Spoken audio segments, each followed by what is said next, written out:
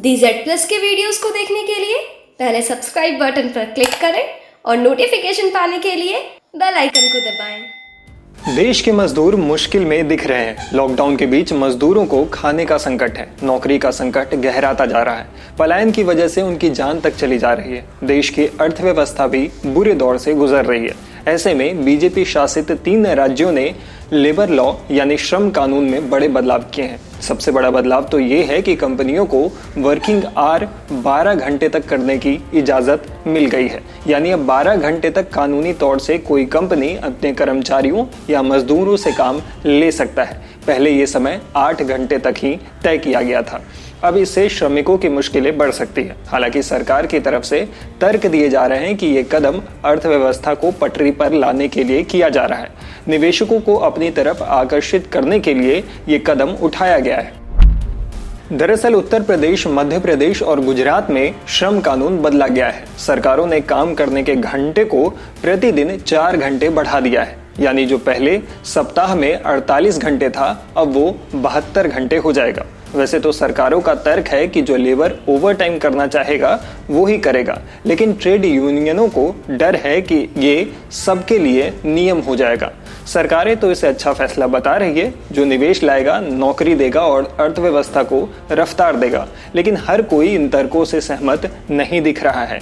सरकारों का कहना है कि इससे कंपनियों को वर्किंग आवर बदलने की इजाजत मिल पाएगी। इससे निवेश आकर्षित होगा और रुका हुआ बिजनेस फिर से आगे बढ़ेगा। यानी कंपनियों को ज्यादा फायदा होगा, मजदूरों या कर्मचारियों को कम। केंद्रीय श्रम सचिव शंकर अग्रवाल ने कहा कि आज सबसे जरूरी है नई नौकरियां पैदा करना। इसका मतलब है कि कर्मचारियों को काम पर रखने के नियमों के साथ साथ सैलरी और कर्मचारियों की सुरक्षा के नियमों में ढील देनी होगी।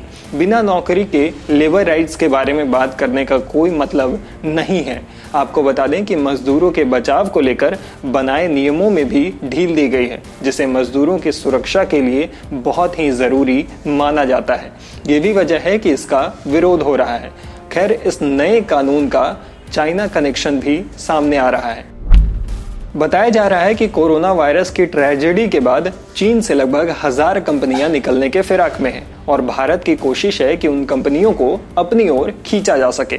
ऐसे में लेबर लॉ बदला जा रहा है ताकि इन कंपनियों को वैसा ही माहौल दिया जा सके जैसा उन्हें चीन में मिला हुआ था। यहाँ गौर करने वाली बात यह भी है कि चीन में अधिकतर आईटी कंपनियों में 12 घंटे तक काम होता है। अगर ये 1000 कंपनियां भारत में आ जाती है तो बेशक भारी भरकम निवेश आएगा और अब इतनी सारी कंपनियां यहाँ आएंगी तो उससे नौकरियां भी पैदा होंगी।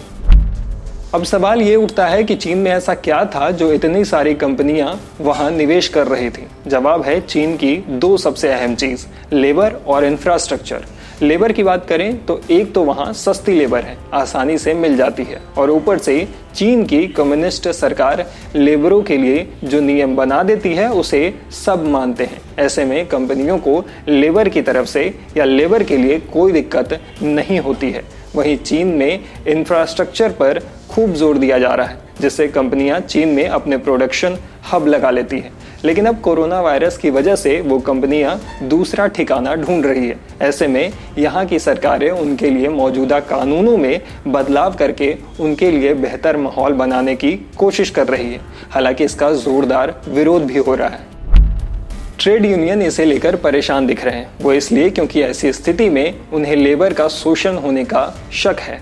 अभी नियम काफी सख्त है, लेकिन फिर भी कई कंपनियों में मजदूरों का शोषण होता है, जिससे मजदूर परेशान हैं। ऐसे में ट्रेड यूनियन इसलिए भी विरोध कर रही है कि नियम आसान हो जाने से कंपनियां और फैक्ट्रियां पहले से भी अधिक शोषण करेंगी। वहीं मामले को लेकर विपक्षी पार्टी भी सरकार पर निशाना साध रही है। कांग्रेस की महासचिव और यूपी प्रभारी प्रियंका गांधी ने ट्वीट कर सरकार को घेरा।